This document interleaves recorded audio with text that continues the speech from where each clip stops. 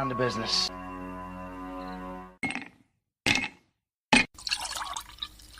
When he drinks, he thinks. That's the nectar of the gods, baby. Hello, everyone, and welcome to the #1 liquid-fueled, liquid lubricated show on the interwebs.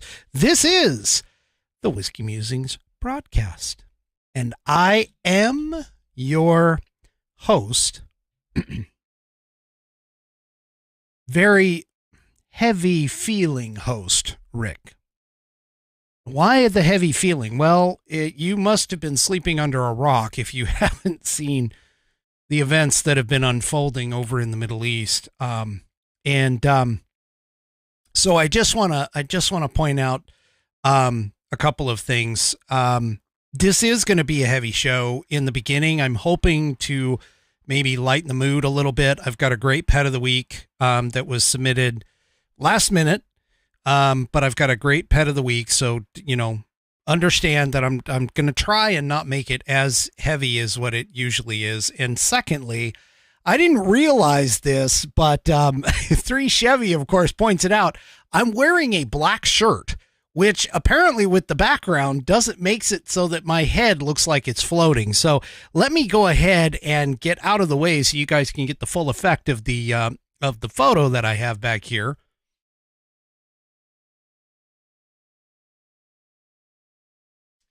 There you go. And it's a spooky scene, of course, because this is October, and going into October, I put up. Now, I didn't intend on doing the black shirt, but it just ended up coming up in the rotation order, of course, with my shirts in the drawer. So anyway, I also, and I'm not wearing my nice shirts that I've been trying because here recently, because of the fact that we started our wood stove today for the first time this season, and it of course when you live with ladies who are always cold, you kind of have to make sacrifices, and so yeah, it's a little hot in the studio today. Whew. Anyway, and of course, the lights and stuff. Speaking of the lights, by the way, I forgot to charge them. So if one of them goes out during the show, just ignore it. Anyway, I'm hoping that they won't, but if they do, yeah. I know, it's funny. Bonnie over on Rumble says cold.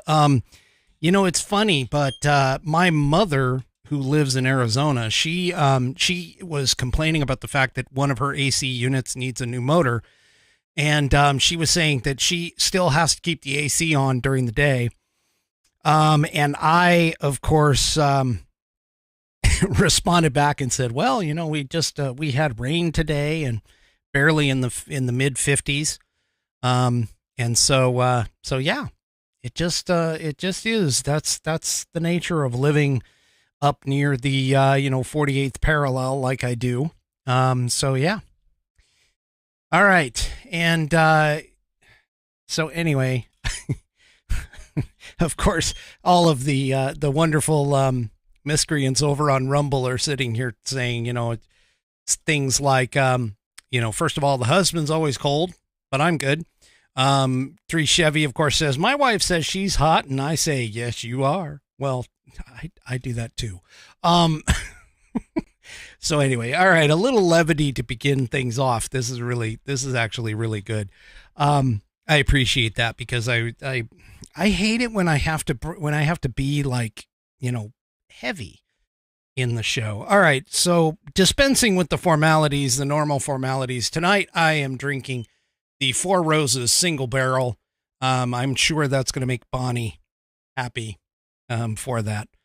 But I'm drinking out of my Four Roses single barrel. And of course, tonight is Wednesday, and Wednesday is TGRN, True Grit Roots Network. That is the glass. And of course, the stones in the thing. So,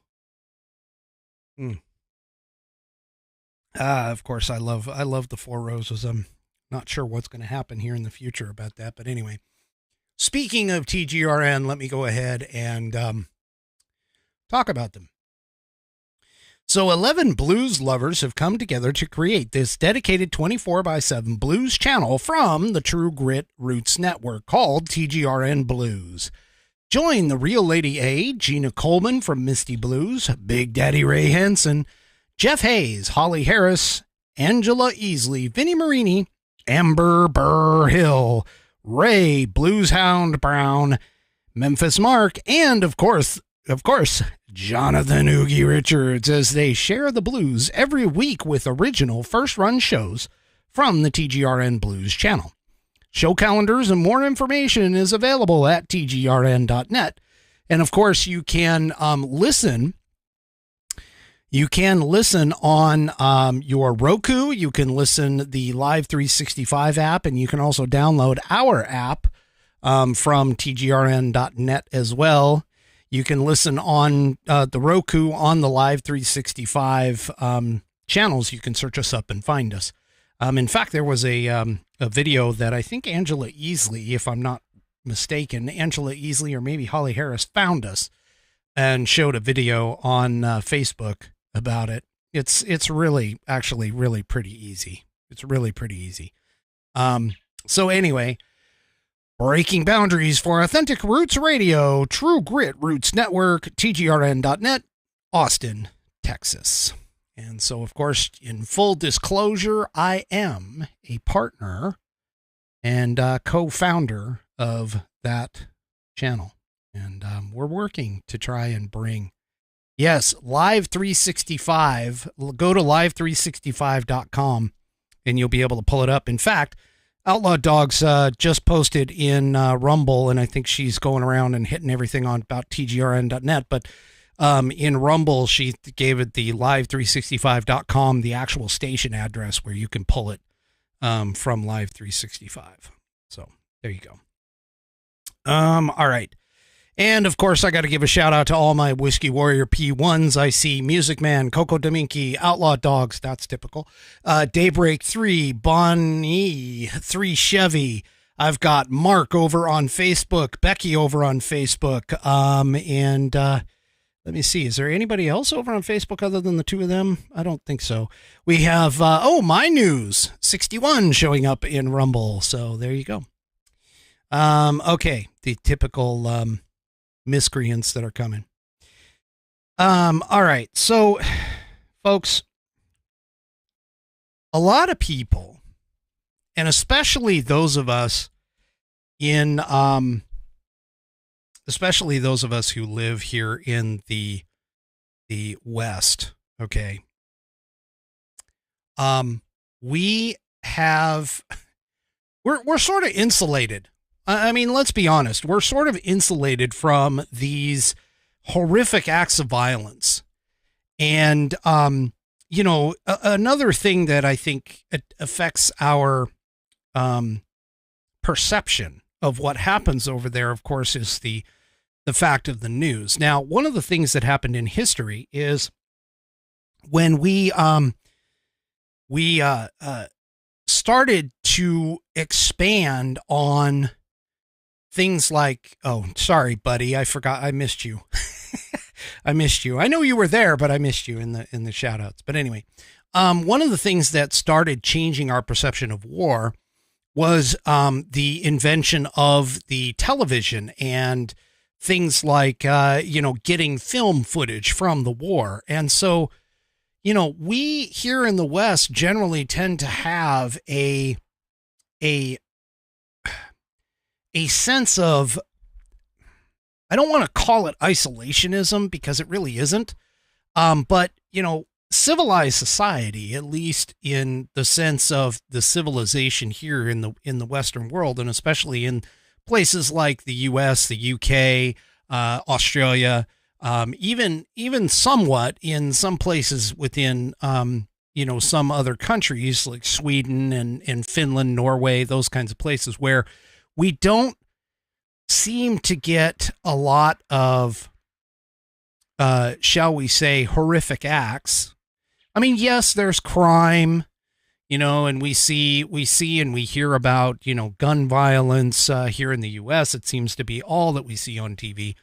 But to understand the philosophies of people who do not think like ourselves, that tends to be a bit of a problem here.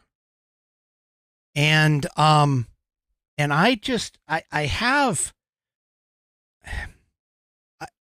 think that a lot of people here in the West, we're kind of insulated. We don't think about things that are, and our minds are not programmed to think unlike what is going on in other parts of the country other parts of the world. Because here in America, we constantly think of things like the rule of law. We think of things like the rules of engagement. If you're in the military, there's certain standards. There's certain etiquette, I guess is the best way to put it.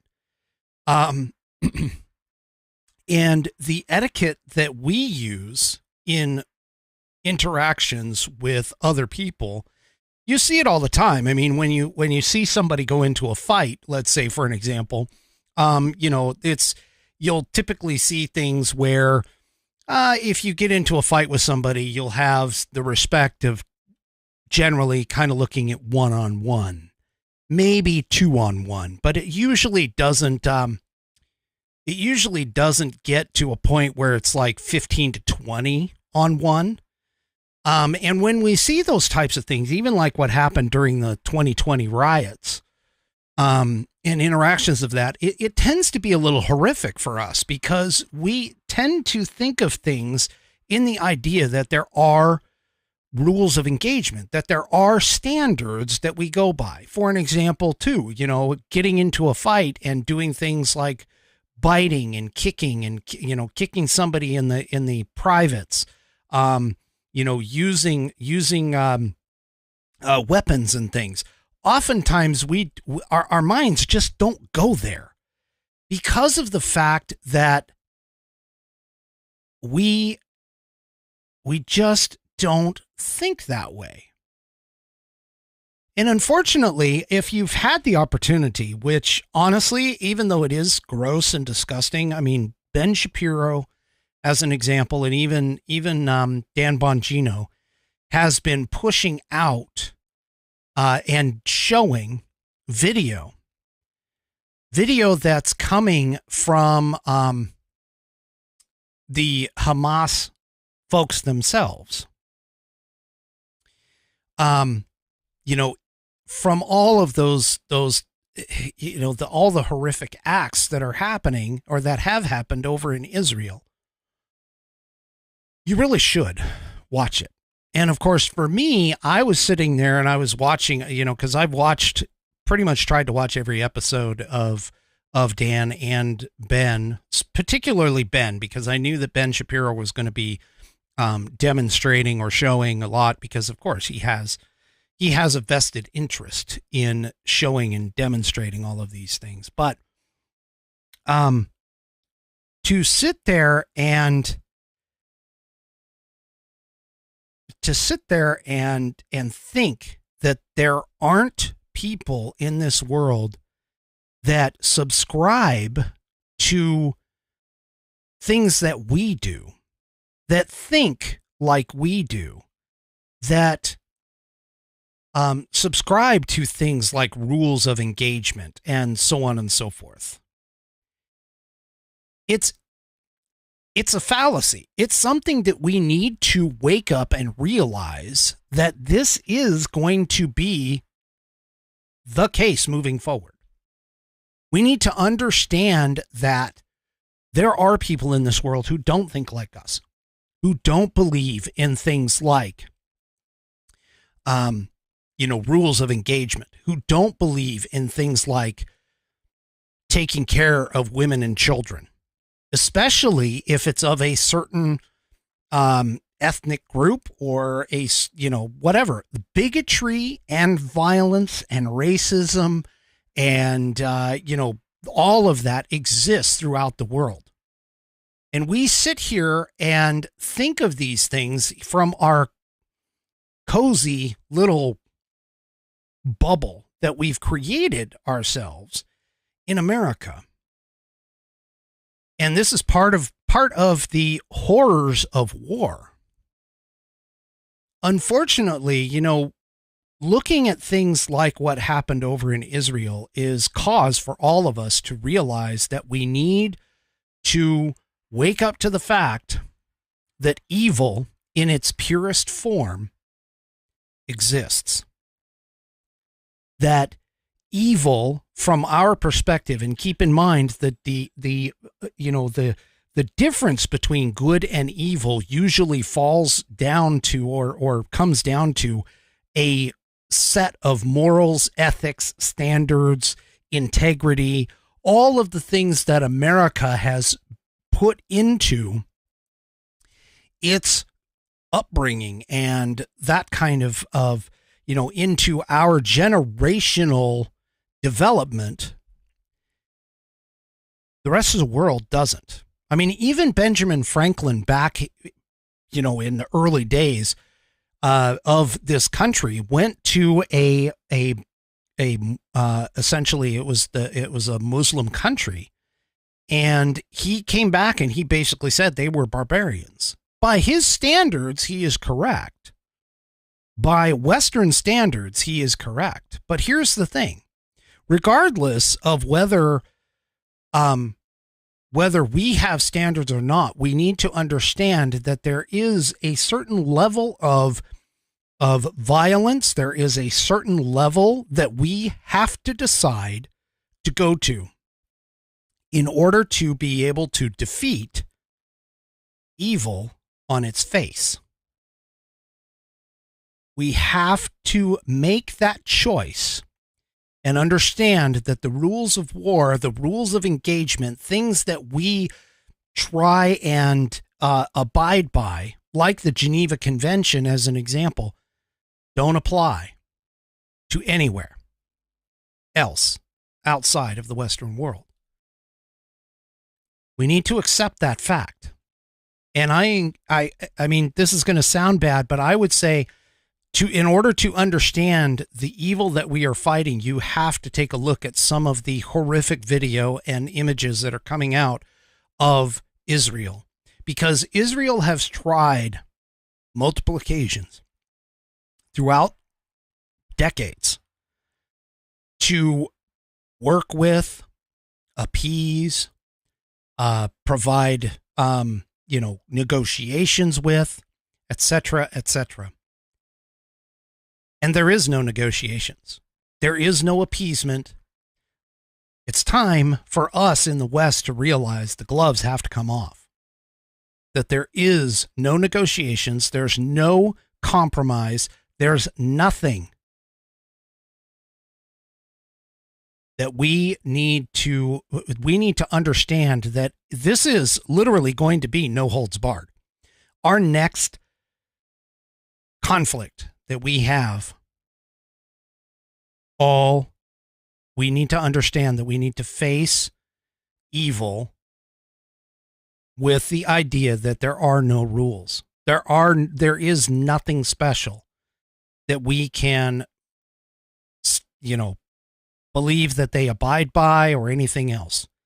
We need to focus clearly on the fact that there is no rules in war and that there is nothing there. And we can try to take the moral high ground when we can.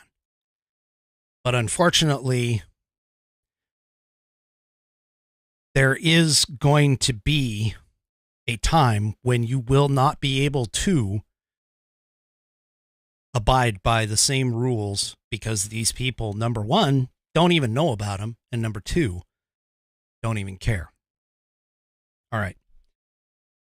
So let's get into some of the stories here or some of the events, the current events of the day. So let me go ahead and bring this up. This is the first one. Obviously, this count may be wrong, but this popped in the Daily Wire. 14 Americans murdered by Hamas and U.S. citizens are taken hostage.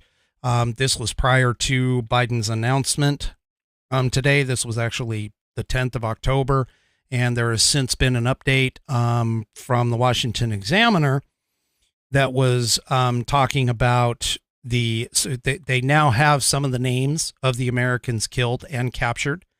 They are looking at least 22 United States citizens that have been killed as of now. And more than 2,200 people have died in the conflict. Hundreds have been injured. It's unknown. U.S. citizens are among the 150 hostages being claimed as to have been captured by Hamas. But some of these people that are out there or that were killed, we have Deborah Matthias, Missouri-born mother of 50. She was 50 years old, and her husband. Both of them were killed as they attempted to shield their teenage son during the attack. Deborah's son, Rodham, was shot in the abdomen, but his family instructed him how to stay alive via text messages for approximately 12 hours until help arrived, according to Washington Post. Halem Katzman, he was 32, committed his life to facilitating a peaceful resolution between Israel and Palestine. He was adamant that he wanted to live in Israel despite the conflict, and during the attack, Katzman was shot as he protected his neighbor, Avital Alachim, from gunfire. I'm assuming I'm pronouncing these correctly. Hirsch Goldberg Poland, 23, was attending the Tribe of Nova Music Festival when the attack occurred. That was where the paratrooper or para-terrorist came down. He fired off 2 texts to his mother on WhatsApp, according to the Washington Post. I love you in the first text, and I'm sorry in the second.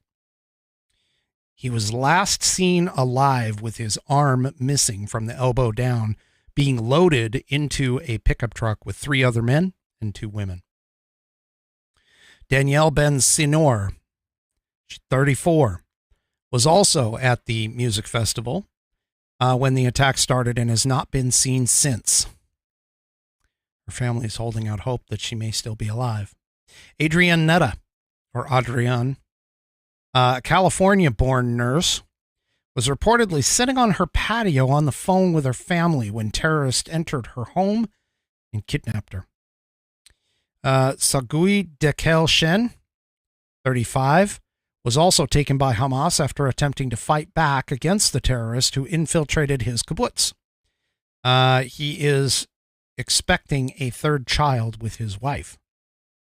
And Itay Shen is an IDF soldier who was not originally scheduled to be on duty at the time of the attack, but traded shifts so that he could make it to his younger brother's bar mitzvah the following week. The IDF has informed the family that he is missing in action.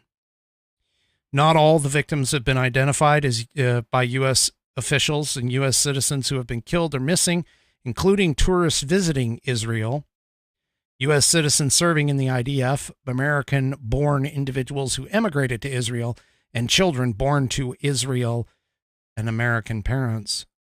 Their ages range from 18 to 80. And they don't know how many are currently being held. In fact, for those of you that follow the Marquet Show, apparently there was a church group that Hannah knows. She announced this on Facebook, but there was a church group that Hannah knows that was over visiting Israel when the attack happened. Anyway, so the thing about it is, though, that we need to understand is that, evil is starting to show its face more and more. It's not only here in the West in the form of some Democrats, but yeah, things are going to get worse before they get better. honestly.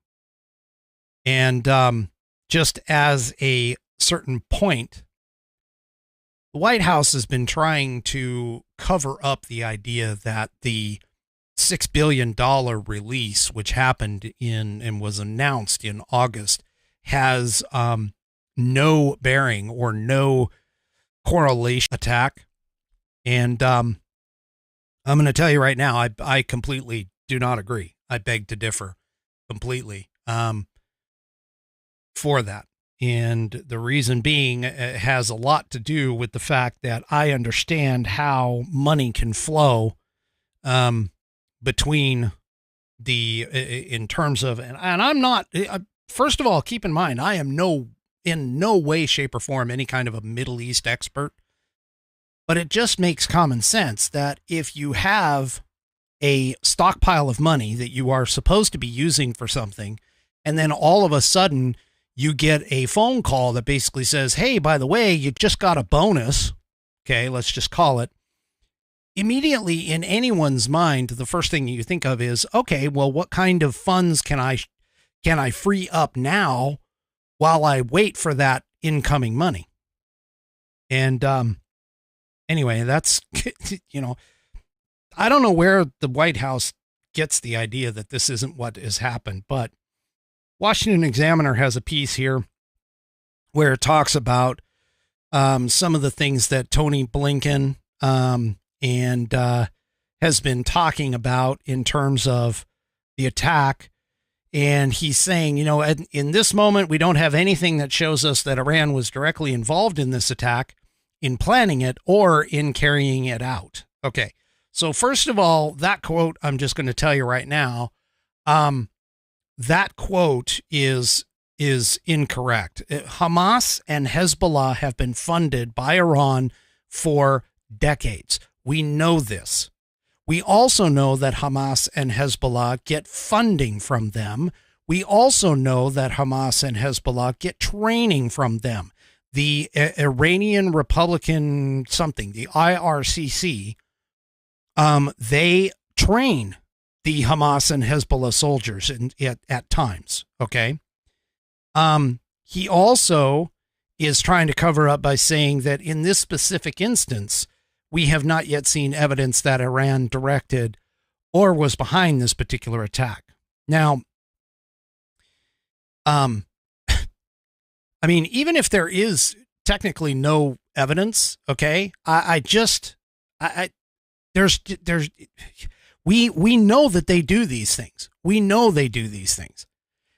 And yet the White House wants to continually, say that they are not involved. However, Hamas apparently came out and acknowledged publicly that Iran aided in the operation. So, I mean, while I understand that there are times where you don't want to necessarily listen to or believe these people, they actually are saying it right out in front. In fact, Gizad, or I don't know how it's pronounced anyway, Hamad, a Hamas spokesman, told the BBC that Iran directly supported the terrorist group. And the Wall Street Journal reported on Sunday, citing senior officials in Hamas and Hezbollah,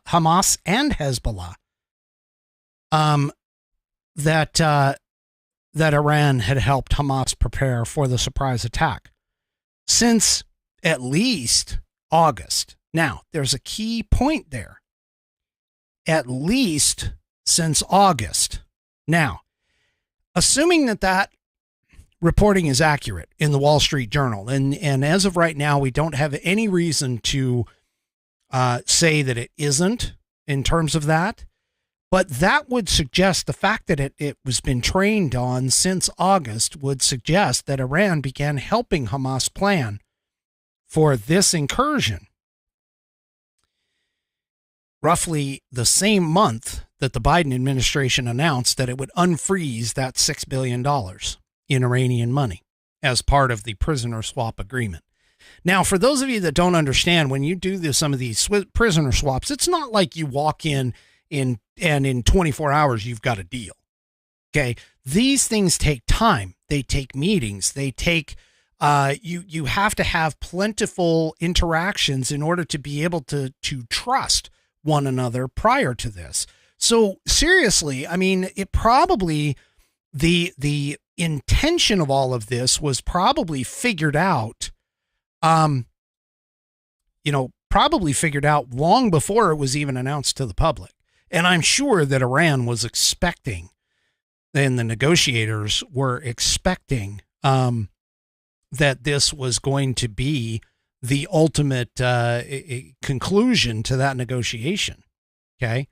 Well, apparently, 4 days before the attack, Khamenei, or Khamenei, I can't even pronounce his freaking name. Anyway, shared a message on X, formerly known as Twitter, in which he claimed that the Palestinian movement is more energetic, more alive, and more prepared than ever. In another message that same day, he claimed, quote, the Zionist regime of Israel will definitely be eradicated at the hands of the Palestinian people. Okay, so, this, and that's Iran's supreme leader who is posting that, by the way. Okay. I'm sorry. There's just no way. This falls under that hole where there's smoke, there's fire, and, things were popping up about the Biden administration and the laptop from hell and all of that other stuff. This falls into that same kind of category. There is no way that they were not, A, knowingly involved with it, and B, did not give the green light to Hamas to do this. Okay. Now, we're not the only ones. I mean, I'm not the only one who's put that together. There's also a former State Department advisor, according to Red State here, who basically outlined on X exactly what happened, which is pretty much what I said. And his name is Gabriel Noroha, Noronha. And he responded to a post from Fox Jennifer Griffin, who claimed that people were pointing to the money were somehow missing the facts. And he actually points out, like I just did, he says, I'm sorry, Jen, but you were simply unfamiliar with Iranian budgeting practices and how the Iranian regime and Hamas make decisions. One, Iran normally has to allocate its limited foreign exchange reserves for food and medicine months in advance to facilitate trade flows. Not anymore. And two, Iran can now devote $6 billion of its unrestricted funds toward financial, operational, and logistical support for terror proxies, including Hamas. And it will do so through the Central Bank of Iran, which received a sanctions waiver last month as a part of the hostage deal. Okay. So do you see what I'm talking about here? I mean, when you sit, look, I'm going to kind of break it down a little bit to maybe some more simplistic terms. But when you go to H&R Block and you get your tax refund check, saying that, hey, you're going to get X amount of dollars for the refund, smart people take that and they put it in the bank account. Most people, though, they look at that and they go, oh, wow, I have, $400 or $500, whatever it is, $1,000, whatever it is, more that I can spend on something. And here in the West, we tend to splurge. Well, that's exactly what the Iranians did. They knew that they had $6 billion that they were going to access for, humanitarian aid. They were going to be restricted on the $6 billion that was coming in. Why not move the money that was previously restricted and unrestricted funds moving out? So, I mean, this guy, oh my gosh, Biden has and his whole administration has done literally nothing to protect the American people or the world, in fact, because whether we like it or not, we are the world police. The world from people like this, and I don't even know if I want to call them people, because, I mean, a person would actually respect life, not like what these savages, honestly, did over there by beheading babies. I mean, a baby. Come on. A baby. A little life that has literally no threat to you whatsoever. And you collected them up and beheaded them. 40, according to reports. Well, you know, one of the problems that we have is the fact that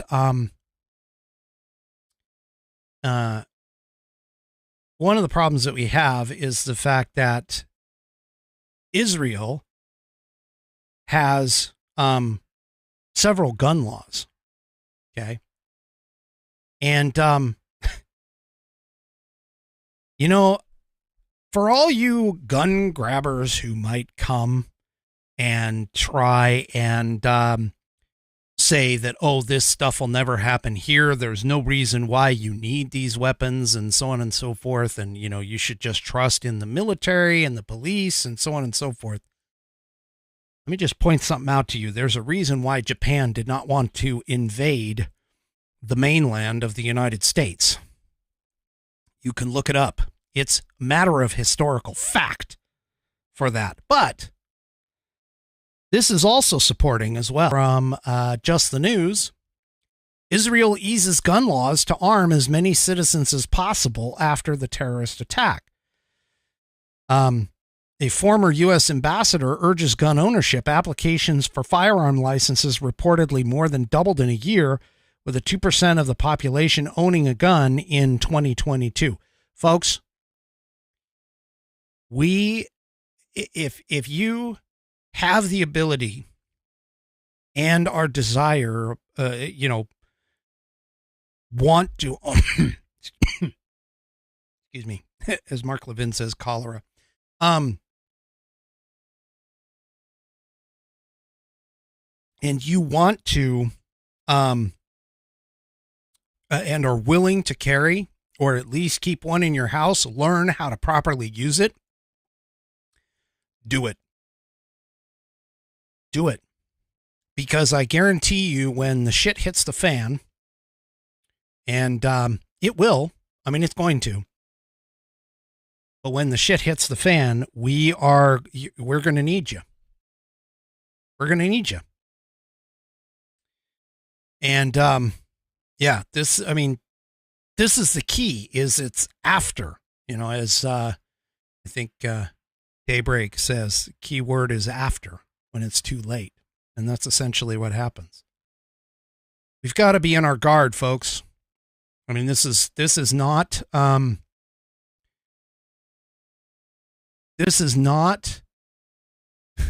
to bode well for the world. Remember what I said. There are 3 theaters of operation. Okay. There's 3 of them in terms of where I think World War III is going to hit. You have one, which is Eastern Europe. That's typical. Okay. Eastern Europe has been a part of both World War I and World War II. The second is in the Middle East. Now, prior to all of this happening, okay, there was a peace accord and talks going on between the Saudis and Israel. Okay. There was peace talks going on between the two of them. And I've got something on that coming up in just a second. But first, if you're looking to get a gift this holiday season, you can head off to my logo and motto gear store. Store.whiskeymusings.online. That's store.whiskeymusings.online. And you can go and check out all of the wonderful clothing and glassware and water bottles and things like that are out there. That's store.whiskeymusings.online. And as a special bonus, between now and the 25th of December, If you use promo code Christmas, and that's all capital letters too, by the way, if you use promo code Christmas, I give you 15% off anything that you buy. That's promo code Christmas at checkout at store.whiskeymusings.online. Go and get your logo and motto gear there as soon as you can today. Go check it out. Store.whiskeymusings.online. Promo code Christmas, CHRISTMAS, to get 15% off between now and literally Christmas, the 25th. And I thank you, of course, because, that helps support the show. Thank you very much. All right. So one of the things that happens,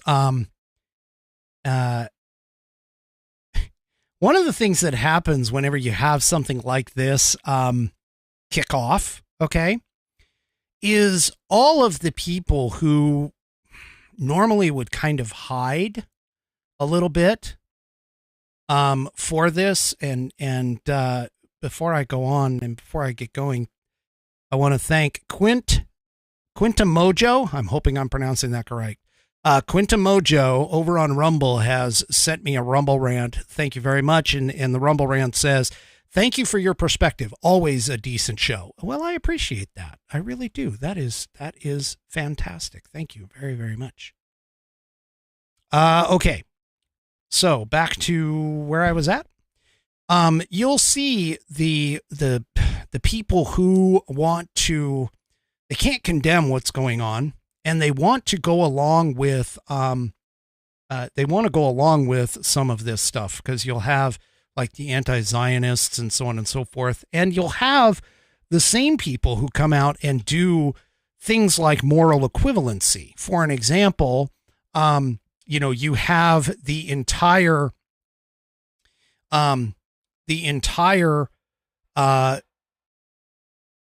attack from Hamas on Israel, where they killed women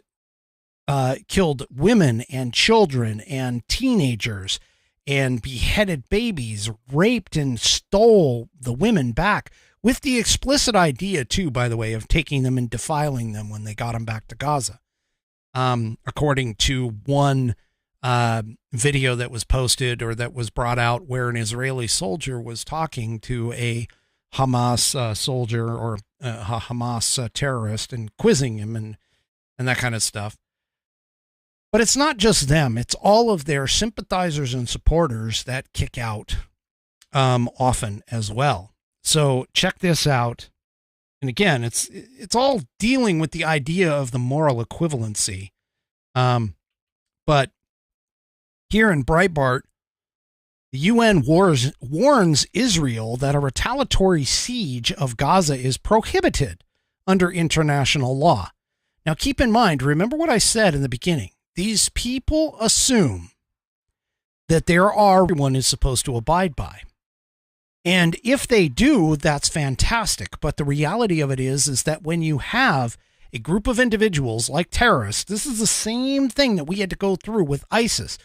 A lot of people are asking, well, why didn't we declare war on ISIS? Well, the reason being is because declaring war on an entity that, at least in American sense, declaring war on an entity that is not actually a foreign nation state doesn't work. Okay? And so we couldn't formally declare war against ISIS because they weren't a formal nation state. Neither is Hamas, neither is Hezbollah. Now, Iran is a formal nation state, and so we could, in theory, declare war against them. But unfortunately, we're not going to declare war, in Congress usually is the one that helps declare war. But Congress would have to declare it, or in conjunction with the president asking, of course. But the UN is apparently telling Israel, look, this is prohibited under international law. Well, what was the Hamas attack? That should have been prohibited under international law. The killing of babies, the raping of women, the taking of hostages, all of that is prohibited under international law. And it's the same philosophy, too, when it comes to things like this, that these people are just so stupid. It's like the whole philosophy here in the United States with regards to things like gun control or drugs. Anytime you add a law, the only people who are going to follow it are the ones who follow laws in the first place. It's not the ones who don't follow laws. And that's, again, this goes back to our basic principle that I started the show off with. These people, when you look at evil in the face, there are no rules. They don't care. They don't care about it. Okay? Well, you know how I mentioned that the Saudis were brokering a deal with the Israelis to come to a peace agreement? Well, that was tossed off the table, by the way. In fact, it was a small blip in the news. I mean, it was a small blurb in the news. It only hit, I think there was only like one article that I saw on it. And here's part of the reason why, is because of the fact that the Saudi crown prince defends Palestinians' legitimate rights after the jihadi carnage in Israel. So this is part of the challenge or the issue that we have in terms of the thought process of today's, especially the Western world and today's Palestinian sympathizers, is the fact that it's not the fact that that Hamas attacked Israel unprovoked, literally broke through their fence, did it on a holy weekend, on a holiday, a religious holiday, and attacked unarmed civilians. It's that the response is considered overwhelming and wrong. It's not the original attack. It's what came after it. Now, in my world, in my belief, if you get attacked, you have the right to do anything in order to defend yourself. And that's exactly what Israel is going to do. But keep in mind, here's the thing, is that, again, we're dealing with a group of people that do not follow any kind of what would be considered civilized rules in the order of, or magnitude of combat, what would be considered civilized combat. Okay. But it's not just Israel. And this is where things are going to, I don't know if anybody has seen some of the images that have come out of places like Dearborn, Michigan, New York City, over in the UK. Okay. If you watch any of those celebrations, you can see these people are here. They are here, and they have taken advantage of the fact that we are open and welcoming to people coming across and trying to make a better life for themselves. We do that because that is the way of the Western world. But be cautious. Be careful. Be very wary, because of the fact that you have things like this.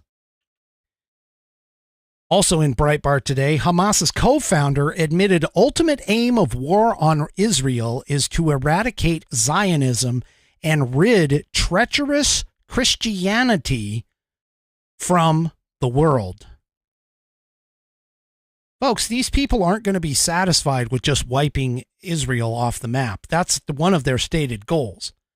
But their other stated goal is to essentially get rid of Christianity, to get rid of Judaism, to get rid of what would be considered the Western world. This is essentially the danger that we have. Do you honestly believe that somebody who believes in this type of thing is going to be able to be negotiated with?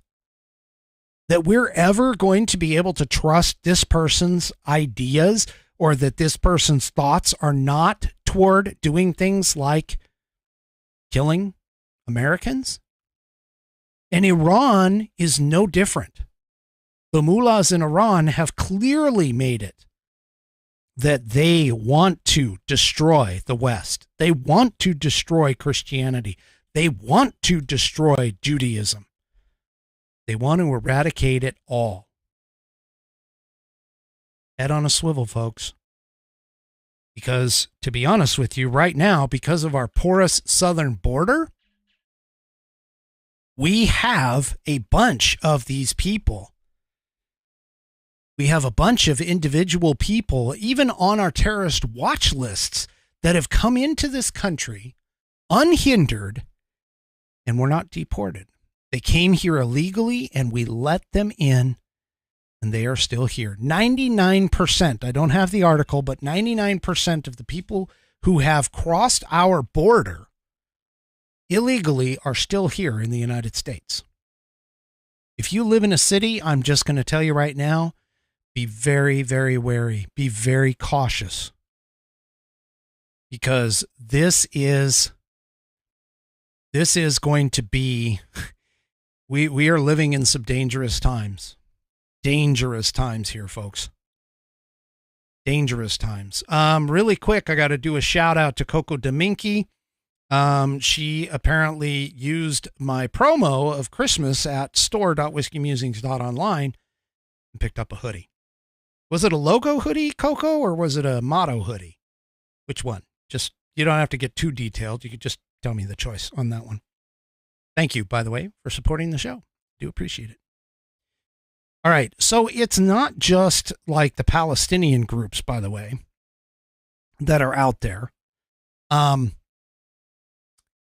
Because, all right, if you went through 2020 and saw some of the things that the BLM, Black Lives Matter, was doing, this next article would not surprise you at all.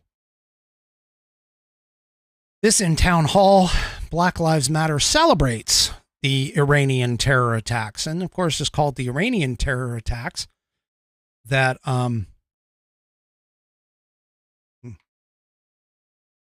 the Iranian terror attacks, because of course that's where it came from. I mean, please give me a break. Hamas has never been, as a total organization, Hamas has never been that organized. And to have, a parachute corps, I mean, seriously, that's never shown up. So they had to go through some formal training for that. But anyway, Black Lives Matter has put out several posts with regards to the Palestinian people, and have put out support, grassroots stands and solidarity for our Palestinian family who are currently resisting 57 years of settler colonialism and apartheid. Okay. Look, I'm not saying that, I know for sure what's going on over in the Middle East, but I'm going to be honest with you. When you have a group, the Israelis, who, by all accounts and all reports, they go and they call a building ahead of time and tells whoever they can find inside to go around and get all of their neighbors and get them out of the building and get to safety because we're going to bomb this building. How is that on par with the horrific acts that we saw during the attacks on Saturday? There isn't.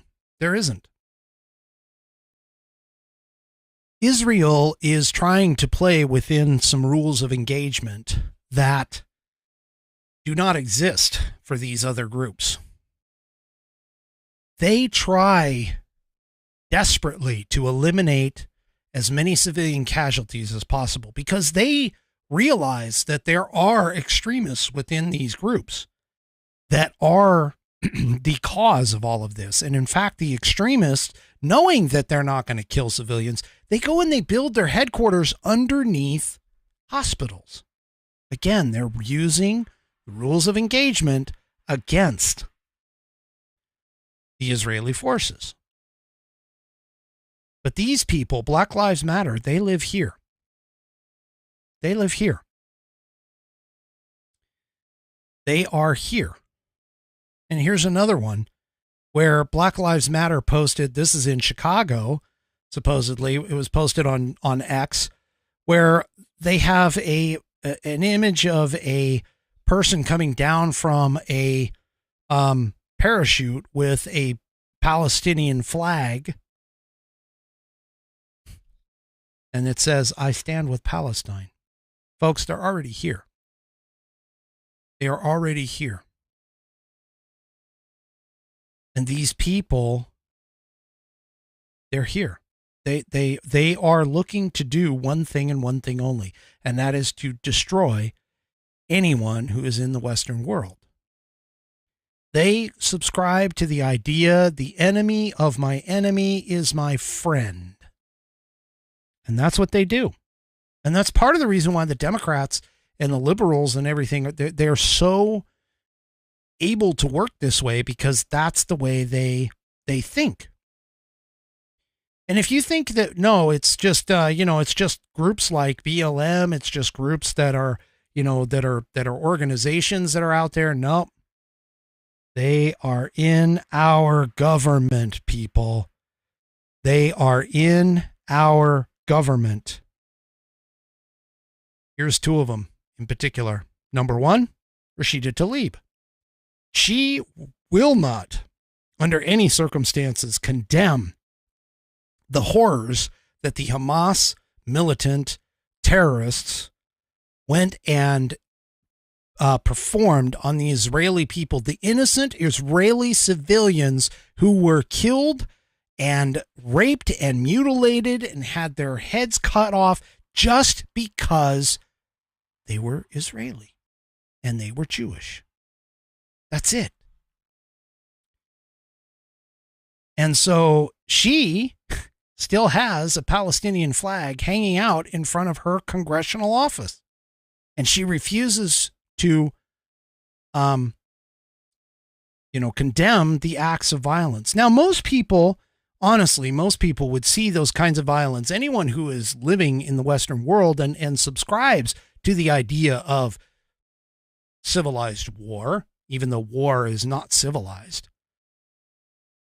But anyone who is there would at least condemn the idea that women and children and babies, we're talking babies, would be off the table for this. But it's not just her. Oh no. Here's our wonderful, wonderful other member of the squad who is clearly, she's Somali. Ilhan Omar condemns Israel's military response and says the solution is negotiated peace. Negotiated peace for what? Civilians were attacked on a holy day. Unarmed civilians were attacked on a holy day. And she doesn't care about the Hamas attack. All she cares about is condemning Israel for its treatment of the Palestinians. Who, by the way, in case anybody really, doesn't quite understand what's going on. So there's two parts. I kind of wish I had a map, but you can find it. There's two parts of the area within Israel that are, let's say, contested. You have the Gaza Strip, which is on the south and west end of Israel. Israel kind of looks like a wedge, and as a part of that wedge, you've got the Gaza Strip, which is down here. And Israel actually evacuated from the Gaza Strip back in 2005. They have had nothing other than sending in water and electricity, reportedly for free, into the Gaza Strip. They have had no control over it. It was all Hamas who has decided to take control over it, over that area.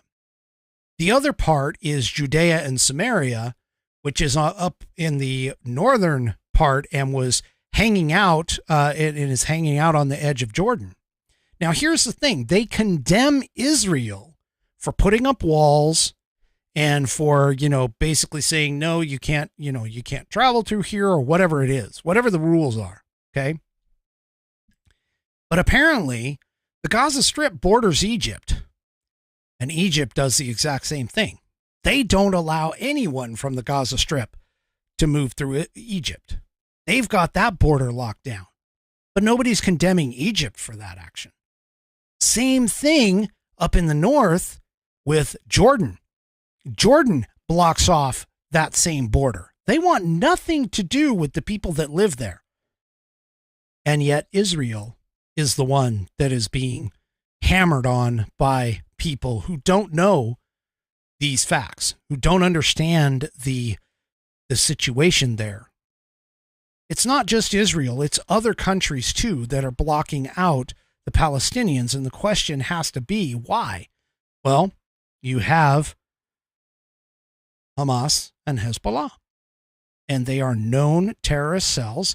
They are known to all of these individuals, and they try to stop all of this from happening and from going on. All right. I need to take a break for a second. I got to get some positiveness in this. It's been a really, really heavy show, and I apologize for that, but this is really important to discuss and talk about. Okay. So let's get on to, let's get on to our pet of the week for tonight.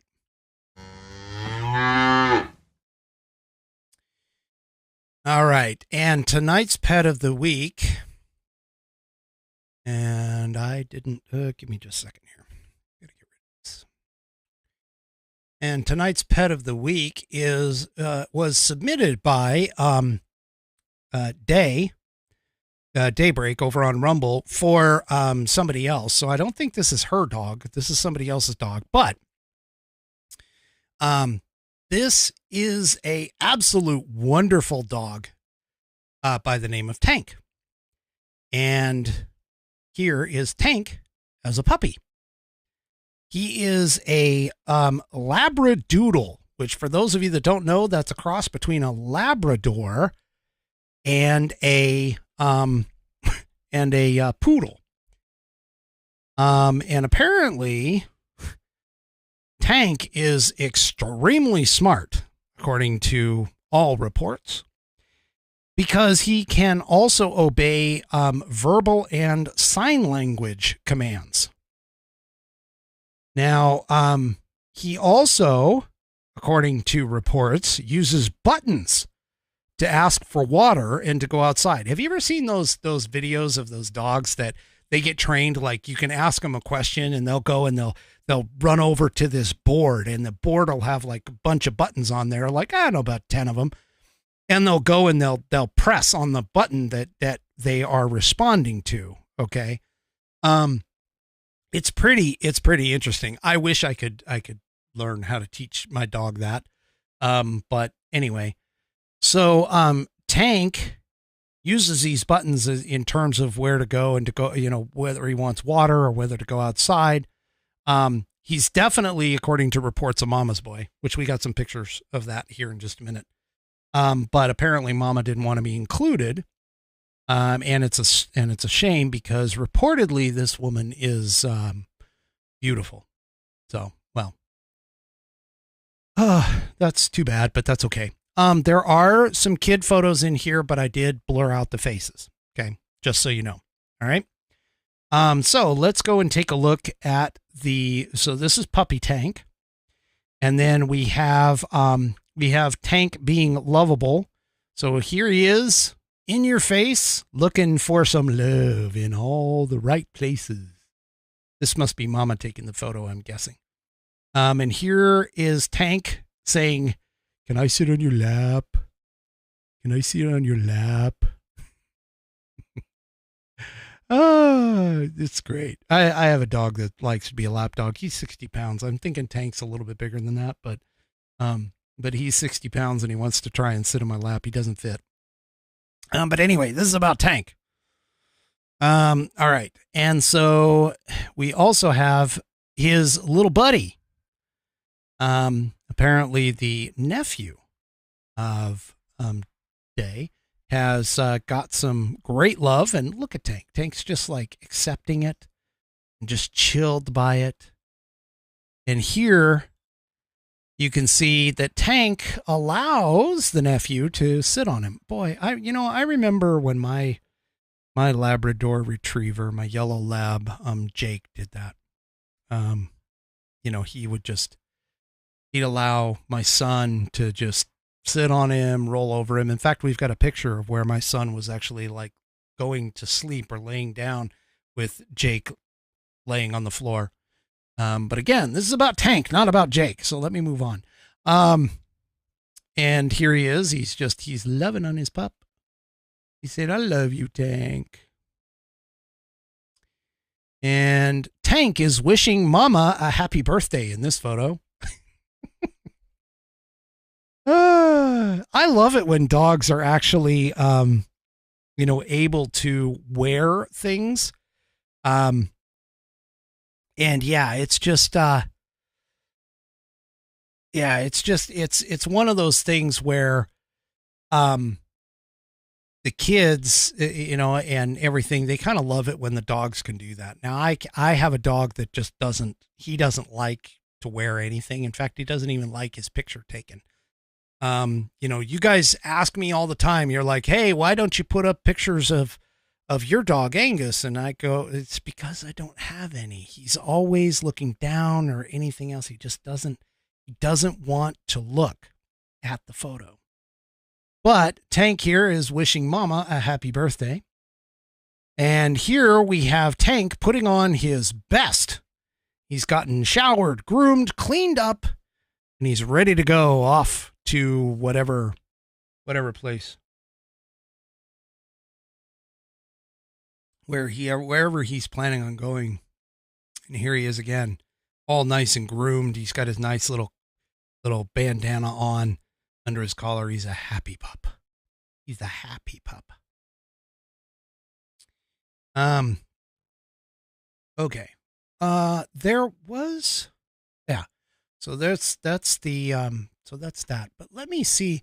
There is one other thing that Tank does, and I forgot to cue it up. So give me just a second here. Let me get that video on, because of the fact that it's actually kind of cute. It's a cute little video where Tank is letting somebody know for sure that he is hungry. So hang on just a second. Let me, okay, hold on. Let me get this queued up. I know you guys can't see it. At least I don't think you guys can see it. Yeah, you guys can't see it. All right, so here we go. I'm going to get this queued up here. All right, so here is Tank. And Tank wants to let everybody know that it's feeding time.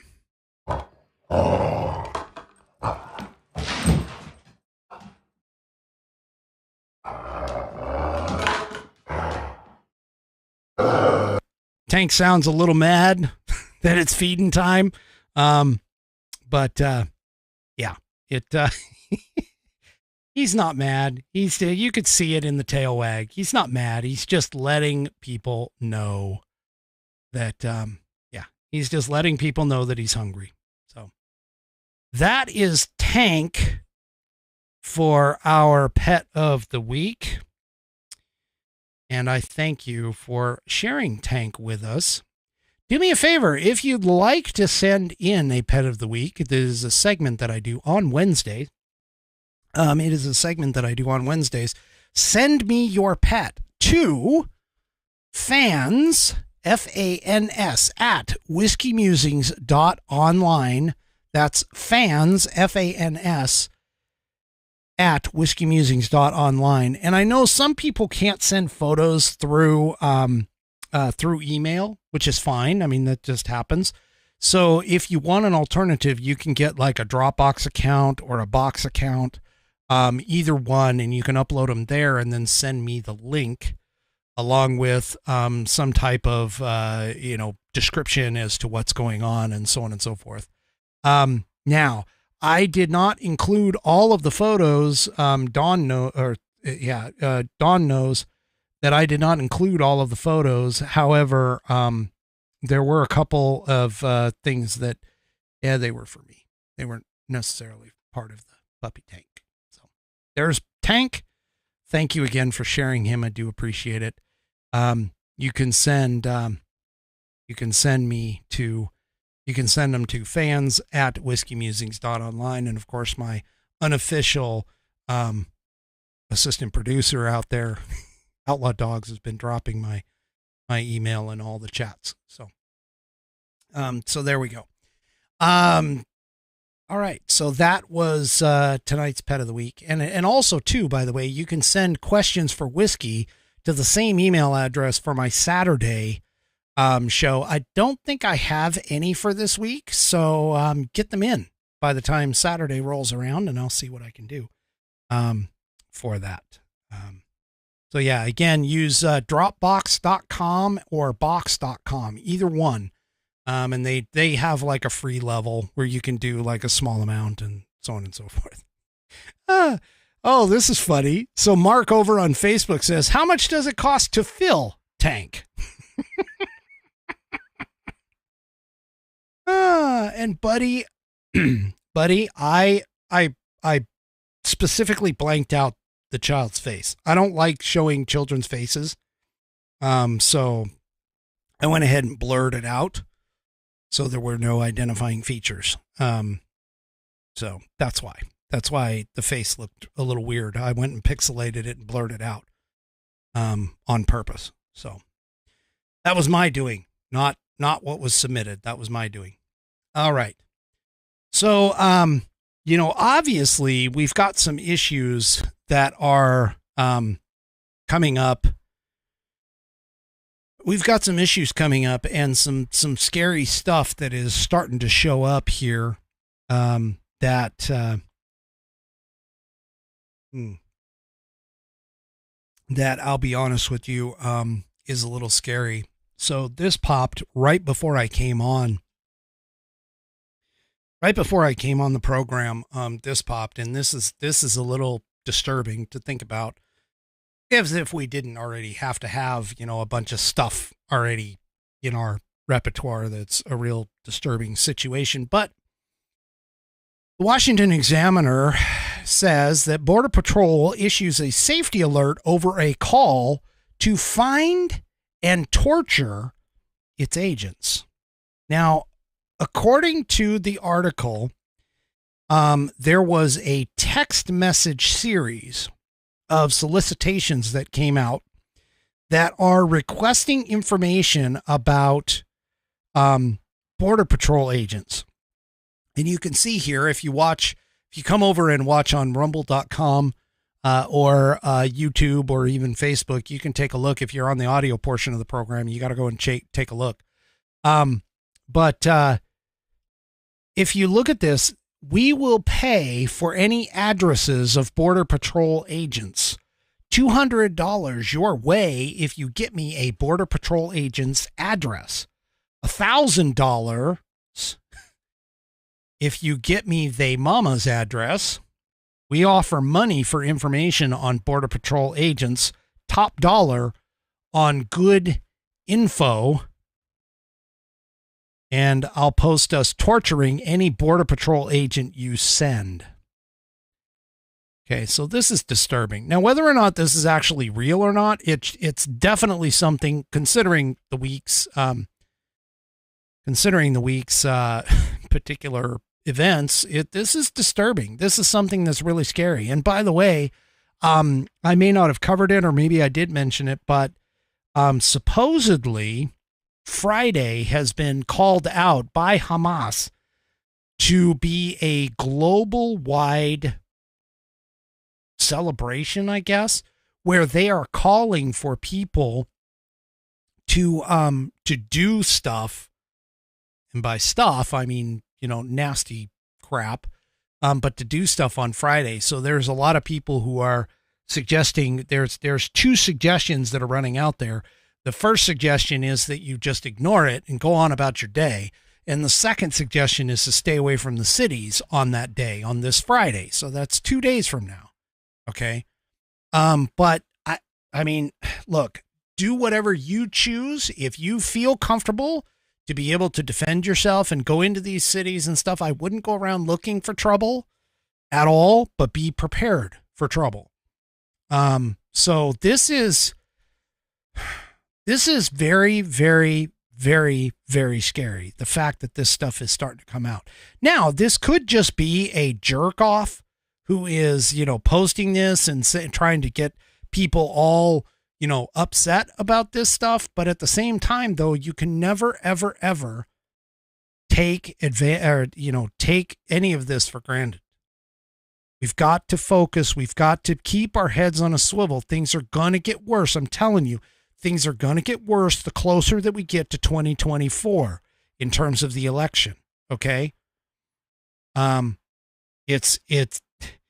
telling you, people, it's not anything from without, it's from within. We've got issues. We've got people in places of power that are going to try and disrupt things, especially because of the fact that Donald Trump is in the position that he's in. We must keep our heads on a swivel, folks. Keep our heads on a swivel. Now, if you recall, I mentioned it actually on this program that there are 3 theaters of operation that are potentially going to pop up in World War III. We've got the Middle East, which is popping right now with Israel and Hamas. We have the Eastern Europe, which is being taken up with the war in Ukraine and Russia. There's one other theater of operations that I called out, which is the Pacific. And this article came in, and I got to tell you, this is again, there's little things that are going on that you don't see. There's little things that are going on that you don't always see because the mainstream media is not necessarily publicizing this stuff. And so we have to see, you have to take a look at some of the more obscure outlets in order to actually get the clear picture. So here on this article, this is Real Clear Defense. And they talk about China's Blue Dragon strategy in the Indo-Pacific. This article refers to some of the strategy that they believe that China is going to use. And one of the things that they are using is China's been quietly advancing. This is from the piece here. China has been quietly advancing its stealthy divide and conquer foreign policy agenda on 4 different but connected frontiers. The core of Beijing's comprehensive plan can be described as a Blue Dragon strategy, anchored primarily between 2 unsinkable aircraft carriers, Sri Lanka, and, guessed it, Taiwan. The plan apparently targets 3 bodies of water in the Indo-Pacific region and major river systems in the Southeast and South Asia, originating in the Himalayas. Okay. Now, despite Washington's public denial, which of course they keep saying, they don't want to do a containment policy against China, the U.S. has continued with its global spy operations reportedly, and has increased its defensive military posture in the Indo-Pacific. Biden administration's recent re-engaging with Beijing emerges from a tense diplomatic hiatus following the Sino-Russian No Limits Pact in February of 2022 and the U.S. Air Force's downing of a suspected Chinese spy balloon in February of 2023. So they are trying to do things like containment here. Yeah, this is scary. I mean, we've got, again, the Middle East is kicking off right now. We've had Ukraine for at least the last, 3-4 years. And now we have, again, China and Taiwan. I'm telling you, these are the three areas of operation where World War III is going to take off. And so, yeah, it's rough. It is rough. All right. To get off of global politics for a moment, I know I don't have a lot of time here, but to get off global politics, apparently the Republicans in the House of Representatives have decided to nominate Steve Scalise for the Speaker of the House. So essentially what's happened here is today they took a private vote. It was a closed door vote, and they took a vote to vote between Steve Scalise and Jim Jordan. And according to the reports, the final tally of this secret ballot vote was 113 for Scalise and 99 for Jim Jordan. Now, I can already tell you there are some Republican holdouts like Lauren Boebert who have basically said, I'm voting for Jim Jordan regardless of what happens. And we all know the Democrats are going to vote for Hakeem Jeffries, who is a complete moron, in my humble opinion. But they do need to get this finished because for those of you who may not have been watching, but we have a potential shutdown coming up in, under 40 days. I don't even know what the count is at this point.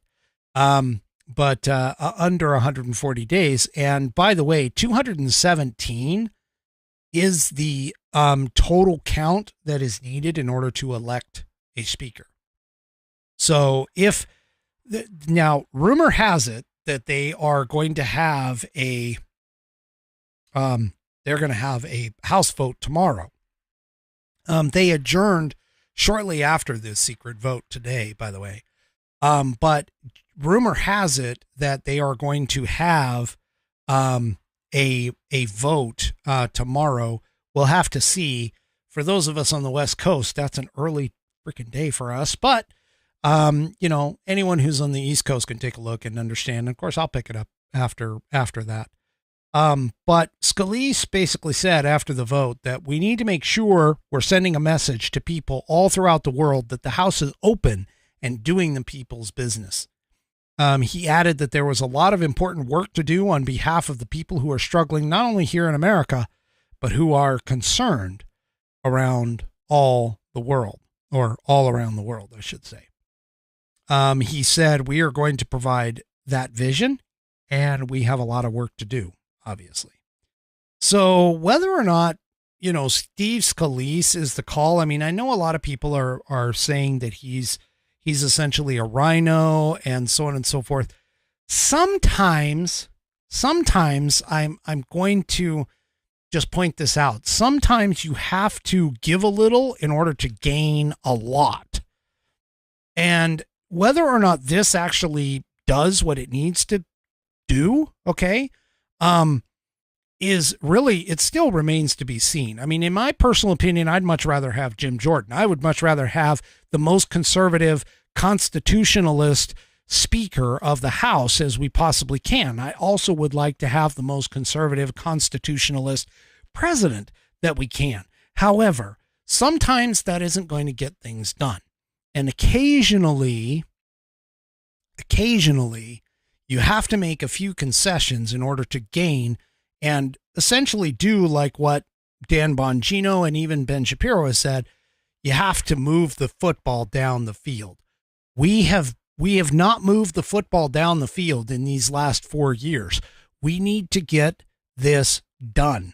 And this is essentially what we are looking for to do, is to try and move the football down the field.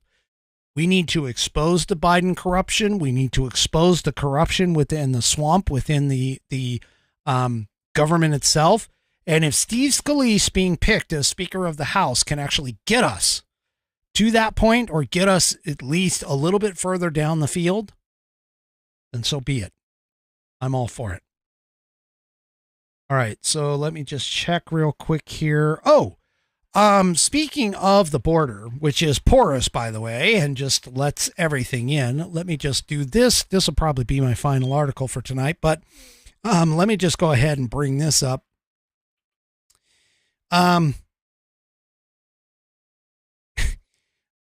Why did Biden finally decide to build more border walls? So this piece comes out of the Washington Examiner. For those of you that don't know, Biden actually agreed to build another 20-mile section of the wall. And the thing about it is that, look, he's doing it for optics. Don't ever think that anything that Biden does not have some kind of purpose in terms of making sure that he looks good to be able to attempt to try and get back into office here in 2024. But he essentially is claimed, and the White House has claimed, that this is due to the fact that they are obligated by law to do so. Now, there is actually a law, according to the piece. There is actually a law that is kind of forcing him to do this. Essentially what has happened is the border wall, the 20-mile section, or whatever it ends up being, is actually accounted for by Congress. And because Congress went and funded this and did not change that funding through law, okay, then yes, Biden actually, believe it or not, I mean, I don't know why he's agreeing to do this. I mean, other than some sort of what he believes is some sort of a political gain for this particular situation. But the reality of this is that, yeah, if he actually followed laws and actually followed the law as it was written, he wouldn't have been able to change that, because constitutionally, he does not control the power of the purse. When a law is put out and when funds are allocated, he is required to follow that law and to do what that law requires, even with those allocated funds. And so, yeah, this is essentially, that's what's happening. Don't think he's doing it out of the goodness of his heart. He will try and use it for optics, especially if something happens in the near future, because of all the illegals that he has allowed through and all of the potential undesirables beyond just the illegals that are being allowed in. I'll be honest with you. I'm looking at this and I'm saying, wow, he is trying to preemptively essentially say to the public, hey, look, I tried. I rebuilt this wall, even though he's been saying over and over and over again, I am not going to build another inch of wall since he started his campaign. That, ladies and gentlemen, is my final Whiskey Musings thought of the evening. There is a few other articles that I didn't get to, so please check out the description of my videos in order to grab those and read them. They are important. I try to give you as much important information as I can. I know I can't always get to the same thing. But that being said, I'm being asked by Outlaw Dogs an update on Booze and News. I don't have anything. I'm sorry. I don't have anything on, I don't have anything on Booze and News right now. In fact, I haven't even talked to the crew, to Tim and Dot. I haven't even talked to either one of them. Hopefully one of them will show up for Saturday's show and we can get from the horse's mouth what's going on. Also, do me a favor. If you like the program, if you like what I do, head on over to Rumble, sign up for an account, subscribe, or follow, according to them. Hit that green button when you go to the Whiskey Musings Broadcast channel. And we will see everybody on Saturday, hopefully on Saturday. Have a great rest of your week, folks. And we'll see you next time on the Whiskey Musings Broadcast. Good night, everybody. The Whiskey Musings Broadcast is produced by Active Eye Media, LLC. All rights reserved.